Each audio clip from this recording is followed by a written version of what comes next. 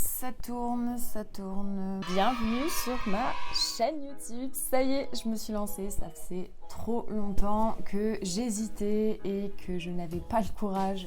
Si vous êtes actuellement en train de regarder la vidéo, c'est que j'ai réussi à faire mon montage aussi. Parce que putain, Premiere Pro, c'est clairement pas intuitif et j'ai passé le plus clair de mon dernier temps à regarder des tutos sur YouTube. Donc j'espère que cette vidéo va vous plaire en tout cas. Ce que je voulais faire en première vidéo, c'était une vidéo de présentation. Je pense que c'est le mieux à faire. Donc je vous ai simplement demandé sur mon Instagram, que je vais mettre dans la description, de me poser vos petites questions. Donc j'ai mon petit ordi et on y va quoi. Alors, première question, comment tu t'appelles, tu as quel âge et tu vis où?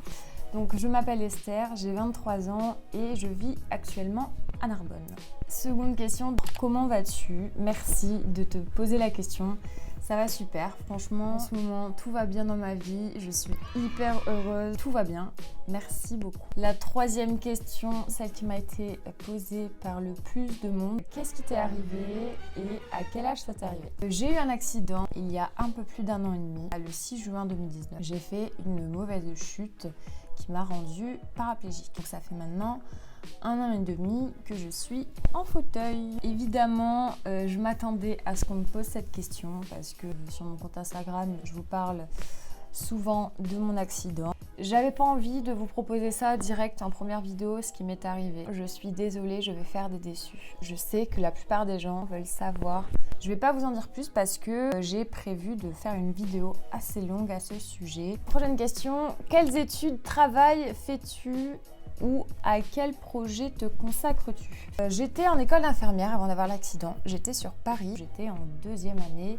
Enfin, j'allais finaliser ma deuxième année. J'ai dû bien évidemment arrêter mes études parce que j'étais occupée en réanimation. J'avais autre chose à penser. Les projets actuels, en ce qui concerne l'école d'infirmière, je pourrais la finaliser. Mais le problème, c'est que je vais me retrouver avec un diplôme d'infirmier sans pouvoir exercer dans le service parce que très clairement, s'il y a une situation d'urgence qui vous fait un massage cardiaque, je ne suis pas capable de le faire. En tout cas, pour l'instant, je ne suis pas du tout dans l'optique de reprendre mon école d'infirmière. Je sais que ce serait un peu du gâchis étant donné qu'il me reste qu'un an pour finaliser l'école.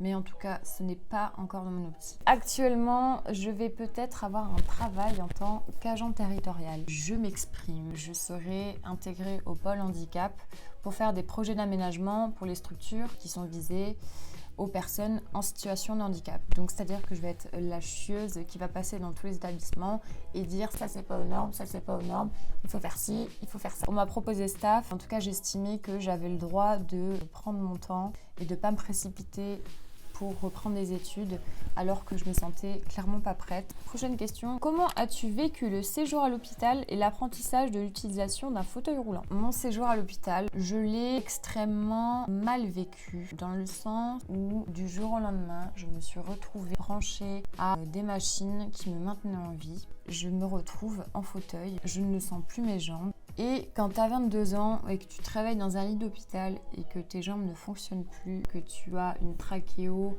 parce que tu ne respires plus bien non plus, que lorsque juste tu bouges d'un millimètre, tu as une douleur atroce, tu as de la morphine qui se fait injecter toutes les 7 minutes. Très clairement, je ne l'ai pas bien vécu. À ce jour, je n'en ai pas des mauvais souvenirs. Certes, ça a été une période hyper compliquée. Je ne suis pas triste, je vais bien. Heureuse d'être en vie. Que vas-tu nous proposer sur ta chaîne? Principalement du divertissement. Si je peux, à mon humble échelle, faire de la sensibilisation, si je peux montrer ce qu'est le handicap à mon humble échelle, je le ferai avec grand plaisir. Maintenant, ce sera toujours de manière ludique. Par contre, il y aura des vidéos qui seront un peu plus sérieuses que d'autres. Par exemple, la vidéo de mon accident qui va traiter d'un sujet un peu plus compliqué que les autres, plus à titre informatif. Donc là, ce que je veux faire principalement, si je peux, de sensibiliser les gens qui me suivent, que ce soit des personnes valides ou elles aussi en fauteuil.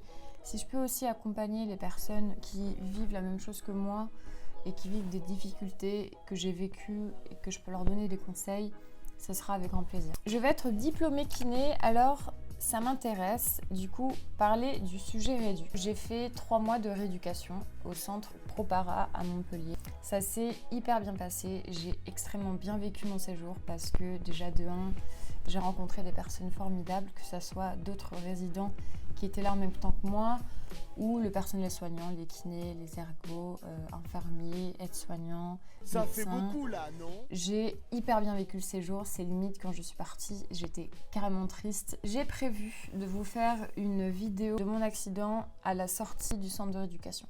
Ce sera voilà, une vidéo plutôt longue et j'ai pas envie de vous raconter toute ma rééducation dans la présentation parce que ça va être hyper long pour vous et j'ai pas envie de vous proposer une vidéo de 25 minutes voire plus. Et j'ai beaucoup de choses à dire, parce que c'est un sujet plutôt tabou, intéressant et j'ai envie de faire une vidéo construite, instructive. La question d'un compte plutôt space, on me l'a posé plein de fois aussi. Par contre, c'est étrange, les fois on me les a posés, c'était des comptes qui n'avaient 0 publication, 0 abonnés, mais par contre 2345 abonnements. Comment se passent les relations sexuelles quand tu es en fauteuil? Je vais te répondre plutôt clairement, en tout cas pour mon cas. Allez voir vos cours d'SVT en 3e, c'est la même chose. Voilà. À quand le livre? J'ai prévu aussi d'écrire un livre. Maintenant, c'est un projet un peu plus lointain. Là, je suis dans une phase où je n'ai pas envie d'écrire. J'ai eu une phase où j'écrivais à peu près tous les jours. Parce que ça me faisait du bien, ça me faisait avancer. Maintenant, oui, petit livre qui risque de sortir prochainement dans les années suivantes. Comment as-tu trouvé la motivation pour la suite? La motivation, je l'ai trouvée principalement auprès de mes proches. Je pense que c'est clairement ce qui m'a aidé le plus à me relever, entre guillemets évidemment. Tu marches pas, t'es en fauteuil, tu peux pas te relever. Le soutien moral. Sans ma famille, sans mes proches, je ne serais clairement pas là aujourd'hui. Ils m'ont apporté un soutien incroyable. Ils ont toujours été là, même les jours où j'étais le plus désagréable, le jour où je les envoyais clairement chier parce que j'en avais marre d'être en fauteuil. Même pour vous dire, quand je voyais les personnes debout marcher, ça m'énervait. J'avais envie de tout casser. Mais voilà, ils ont toujours été là pour moi et c'est clairement ça qui m'a aidée à en être là aujourd'hui. Maintenant, la deuxième chose qui m'a beaucoup aidée, c'est la manière dont j'ai évolué dans ma rééducation. C'est-à-dire que j'ai appris extrêmement vite tous les gestes de la vie quotidienne, réappris. Et je me suis rendu compte à ce moment-là que j'avais une sacrée capacité d'adaptation. Et clairement, je me suis dit, putain Esther, en fait là, à 22 ans, t'es en fauteuil. Mais là, au bout de 3 mois, ça y est, t'es autonome. T'as surmonté ça. Ça, c'est Gisèle. Ça, c'est Bambi. Ça, c'est Moutmout. Ça, c'est Lapin.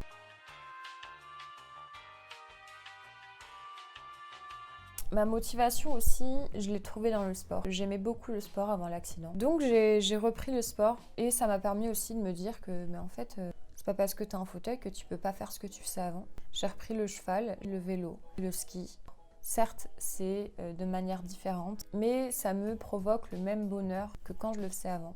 Prochaine question, tu préférerais un amoureux fauteuil aussi? Ça m'est complètement égal parce que moi je marche au feeling. Une